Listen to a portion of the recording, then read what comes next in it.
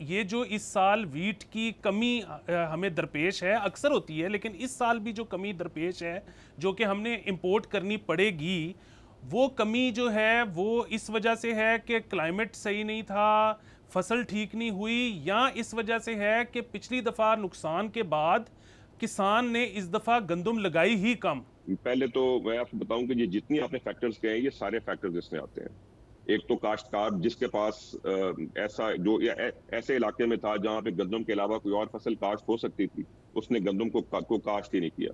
शायद अपने खाने के लिए 1, 2, 3 एकड़ शायद उसने कर ली हो, लेकिन अपने खाने के अलावा उसने काश्त नहीं की। उसके बाद आपने देखा कि फरवरी में हमारा मौसम गर्म हो गया, उसका भी इम्पैक्ट आएगा। तो ये सारे फैक्टर्स उसके अंदर है। लेकिन किसान, देखिए, मैं खोकर साहब की बात से बिल्कुल इत्तेफाक करते हुए मैं जरा एक स्टेप पीछे जाना चाहता हूँ।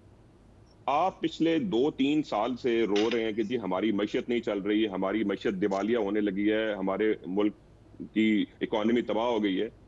आप जिस मुल्क की 70% आबादी बिल वास्ता या बिला वास्ता ज़राअत से मुंसलिक हो, अगर आप उनकी आमदनी, उनकी इनकम, उनके कारोबार को नुकसान में ले जाएंगे तो मैशत आपकी कैसे तरक्की करेगी? डिस्पोजेबल इनकम अगर 70% की आप छीन लेंगे, चाहे वो काश्तकार है, चाहे वो लेबर है, चाहे वो आड़ती है, चाहे वो काश्तकारी से मुंसलिक जो दूसरे कारोबार हैं। जिस तरह अभी पिछले 1 साल में अभी मैं उस दिन रिपोर्ट देखा था, खाद की सेल कम हो गई, इसी तरह जो बाकी ज़राई अद्वियात है उनकी सेल कम होगी। तो जो ज़राअत से जुड़ा सारा निज़ाम है, जब आप उनकी आमदनी खत्म कर देंगे तो फिर कैसे आपका मुल्क तरक्की करेगा? फिर जाहिर है आपको ये सारे मसले मसाइल बाकी तो पेश आपके सामने आएंगे ही ना। अब मिफ्ता इस्माइल साहब बिल्कुल मजा फरमा रहे हैं, हो सकता है उससे हमारे टैरिफ्स पे इशू हो जाए, लेकिन हमारे क्या काश्तकार या हमारे मुल्क की मईशत उससे बेहतर होगी?